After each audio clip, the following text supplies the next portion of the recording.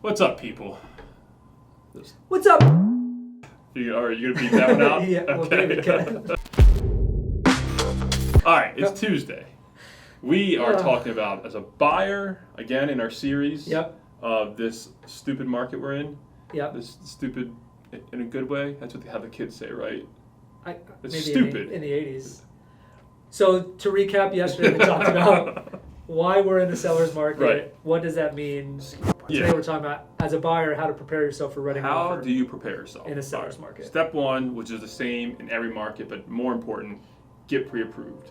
Yes. Like, I don't even think agents will even talk to you anymore unless you're pre-approved. It's just not worth it. I don't know. Get pre-approved, and get pre-approved and figure out your maximum purchasing power.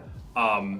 Because you're gonna hit it. You're gonna hit it, and that's great. So I always tell clients, like, hey, don't worry about the maximum number you get pre-approved for, right? Like, we focus on your monthly payment. Yeah. What are you comfortable with living in your budget? Because you don't live in a $500,000 house. Yeah. You live in a house that costs you $2,500 a month or whatever the heck it is.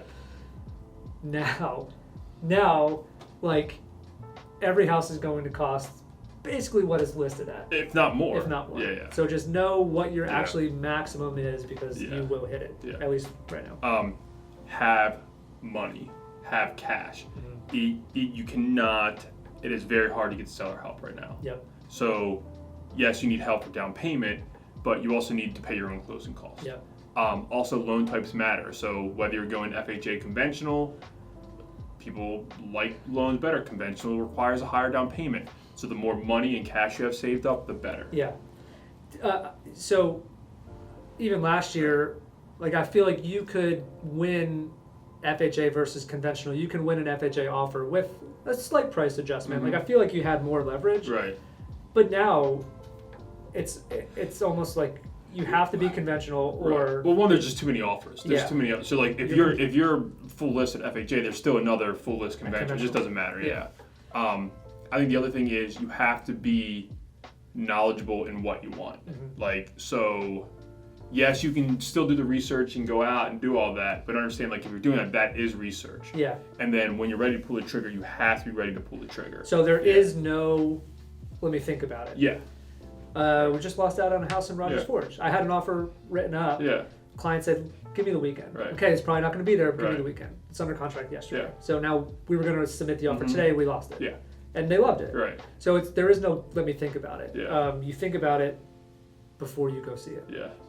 And I think the last thing I would say as a buyer to get prepared for it is do whatever psychological exercises you have to do to remove all emotion from the process. Because you need to be a hardcore, stone cold killer right now. Stone cold killer. You will lose a house. There's a good chance you will lose multiple houses before you get one. Yeah.